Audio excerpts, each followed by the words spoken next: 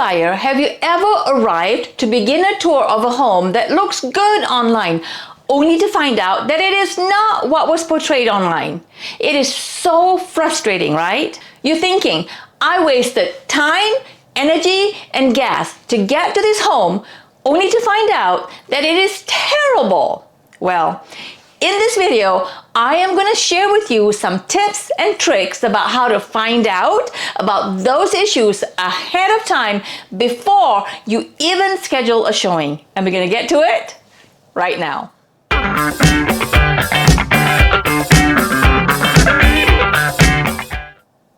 If you're new to my channel and you want to know everything about buying a home in Georgia, specifically the northern part of Georgia, I'm your gal. I'm absolutely your gal. Whether you're thinking about moving in 9 days or 90 days, shoot me a text, send me an email, or give me a call. I would love to help you navigate the home buying process here in North Georgia and make it smooth and easy. And now, let's talk about some of these tips and tricks about looking at a property online, locating issues and problems for this home before you even make a trip to the home. When you're looking for a home to buy and you are on, whatever website, whether it's Realtor.com or Zillow or Redfin or Coldwell, whatever website you use to search for homes that you can send to your realtor to check out, Google Map them. Easy, very easy to Google Map. If you are on a multiple listing, click the address and the address will pull up Google Map, and then put it on satellite view. Once it's on satellite view, on the bottom right hand corner, you will see that little man. It's a little yellow kind of man. Pull that guy out onto the map close to the area where the home is located and release it, and it'll give you a blue line across some of the streets. Not all of the streets are going to have this blue line. That allows for you to check out the surrounding area. The first thing I do when my clients send me an address or send me a home is I click on the address, put it on satellite view, and then look at what is around the home. Is there railroad tracks? You want to look for that.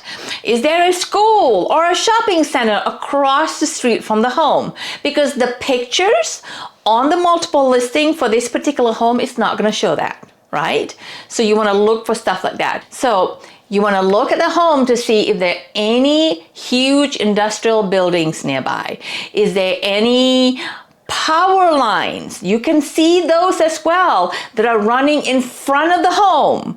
You can do that by Google Maps. So very important, before you even leave your home, before you spend all that time and money and gas and energy to drive to the home, scope out the location, because you can easily eliminate homes no matter how great the photos look. If it's across the street from a school, you may not want that. If the backyard has a railroad track going through, you don't want that. If there is a highway right behind the home, you may not want that. So very easy. Go to Google Maps, check out the location first before you make a trip to tour the home. Second, photo quality. Oh my gosh, this is so important. Now you will notice some photographers will take photos of a room or photos outside of the front yard in such an angle to make it look big and spacious, and when in reality it's not. Very easy to look at a floor plan of the home to see how big the rooms are.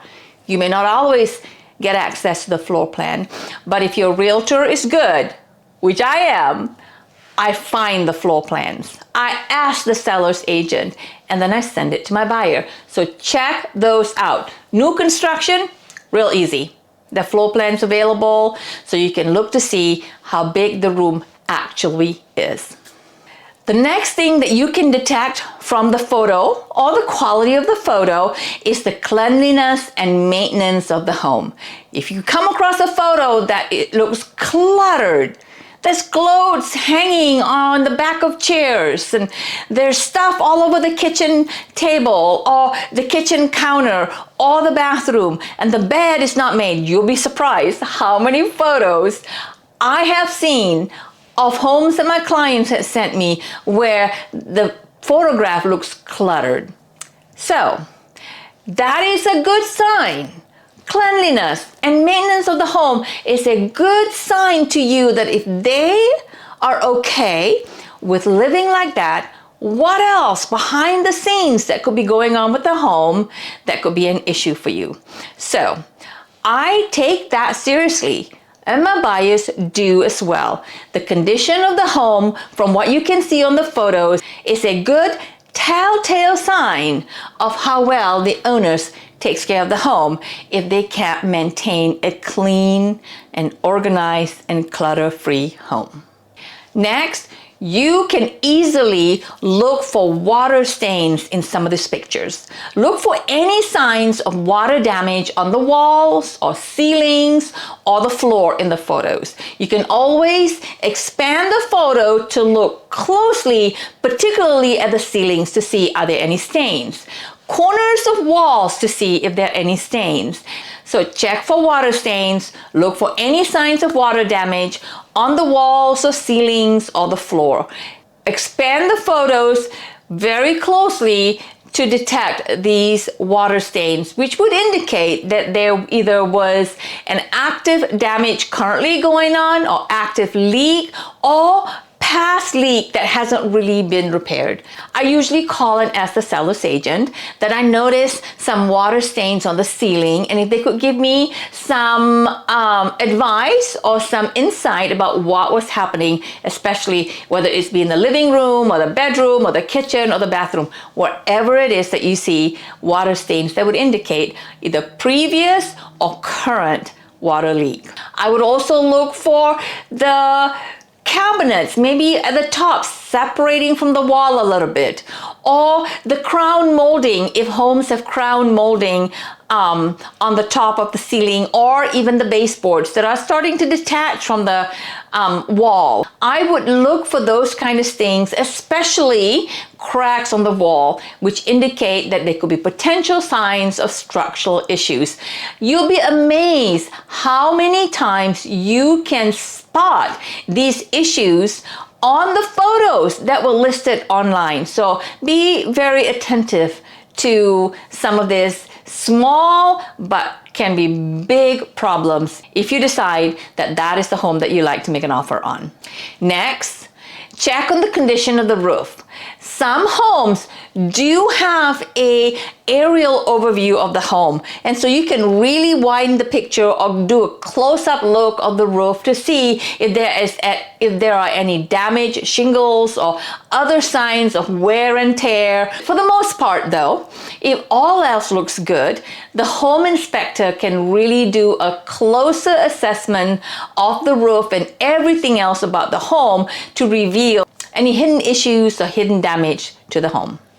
One of the things I always ask from the seller when my client has expressed an interest in any particular home is the seller's disclosure. So the seller's disclosure will tell you everything that you need to know about the home that you are interested in. So it will tell you the age of the roof. So that will be very good information for you to have in hand going into touring the home, so that you can, if you like the home especially, you can kind of, you can figure out if the room is 15 to 20 years old, that maybe in the next 5 to 10 years, you are looking at an expense of replacing the roof. Or how old is the HVAC system, heating and air conditioning system? How old is the water heater? What are they going to leave in the home? Are they going to take the refrigerator with them, or are they going to leave it with them? So the seller's disclosure will tell everything that you need to know about the condition of the home. Has there been any water damage to the home? Has there been any major repairs that they've done in the home? Is it on septic or public sewer system? So all of those are in the seller's disclosure, and it is so easy to look at it and then decide whether this is really the home that you want to tour, simply by reviewing information that's available to you online or from the seller's realtor. You can also easily tell by looking at the pictures if the kitchen has been updated. Is it granite countertop, or is it just a laminated countertop? Are there any damage on the countertops? You can also look at the condition of the appliances in the photos to determine whether they are brand new or they probably need to be replaced in the next several years. So condition of the appliances you can easily spot from the photo. You can also inspect the flooring just by looking at the photo for any signs of wear and tear or stains or damage to the flooring. If it's carpet, you can very easily see, especially if the carpet is loose and there's some folds in the carpet, indicating probably a trip hazard. Especially if it's really worn, you're going to be thinking about the expenses of replacing the carpet. So look at the flooring to make sure that it is in good condition, because you want to be thinking about all these things going into actually touring the home so that you're not surprised. Now, if you're the kind of person that says, listen, I don't want to be in a home where there's carpet and there's stains and I don't know what's in it, which brings me to the next point about carpet. And for those who have allergies issues, big time allergies. I have clients that says, I cannot be in a home that previously has a pet, a dog, a cat, birds, whatever kind of pet, because of the dander and the fur and the hair that is not only in the carpet, but also in the ventilation system.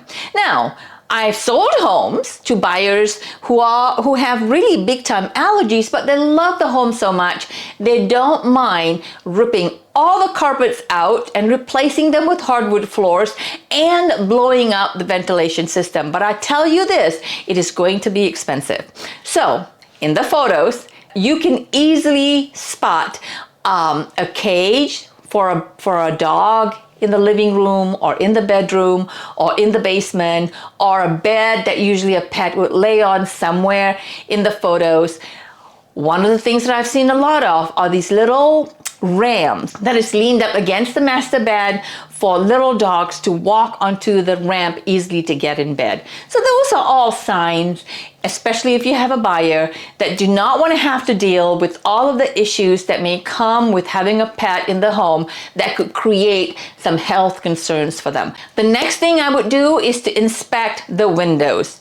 Check to see if the windows are old or poorly maintained or damaged. Sometimes you can see cracks in windows if you really look at it very closely. Or you can see condensation in between the panes of the windows, which would indicate a broken seal. You may even sometimes be able to detect mold and some growth in between the window panes, which would indicate that it has been that way for a minute and now mold is starting to grow in between the window panes. And so those you can look and spot on the photographs as well. Another way to tell if the windows are maybe clouded or it's not allowing enough light in is to see how bright the room is.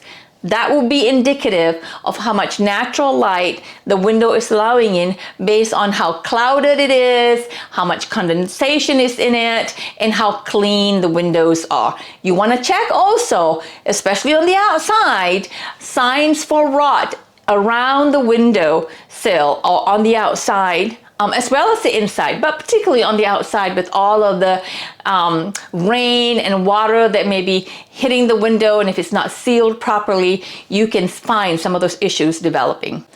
One of the things that's important for you to evaluate before you go into looking for a home as far as the size and layout of the rooms are is to look at the statistics provided for you on the multiple listing service.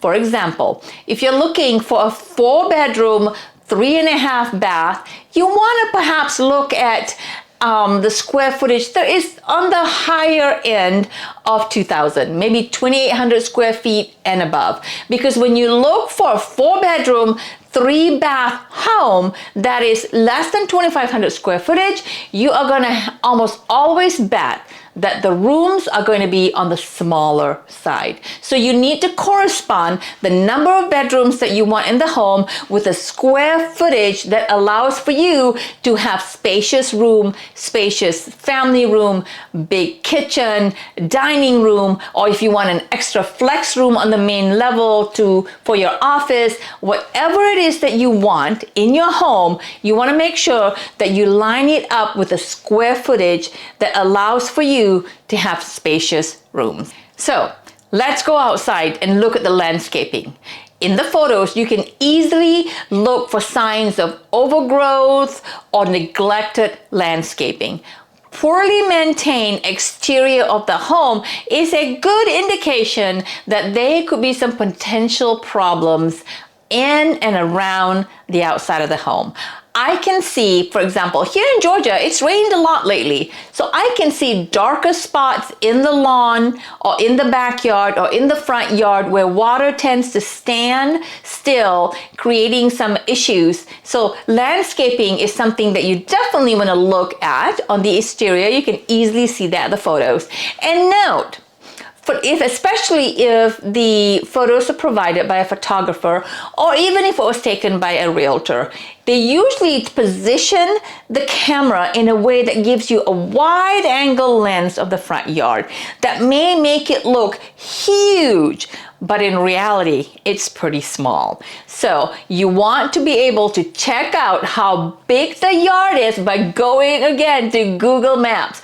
Google Maps will drop you right in front of the home and you can see in real time actually how large the front yard is. So those are all the tools that you can check out in the comfort of your own home, right in front of your computer before you schedule a showing and drive however long it is that you need to drive. Sometimes I have buyers driving 45 minutes to look at a home that looks great online, but when we got to the home, it looks horrible. Horrible. So all of these tips and tricks will really help you save some time so that you can only schedule homes that meet your requirement, that is actually what it was portrayed out to be, and eliminate all of the others. I specialize in out-of-town clients. I have a dynamite virtual tour system. I can take my clients with my camera through a home and look at every nook and cranny. So if you are purchasing a home remotely, or you're going to start the process remotely before you physically fly to the location that you're going to move to, especially if you're out of town, then you want to make sure that you choose the right realtor to represent you, who knows how to use technology to make sure that you get exactly what you want. So, if I could be of any assistance to you, shoot me a text, send me an email, or give me a call. All of my information is in the description below. My name is Hasna Pierce, and until I see you in the next video, I hope you have a great day.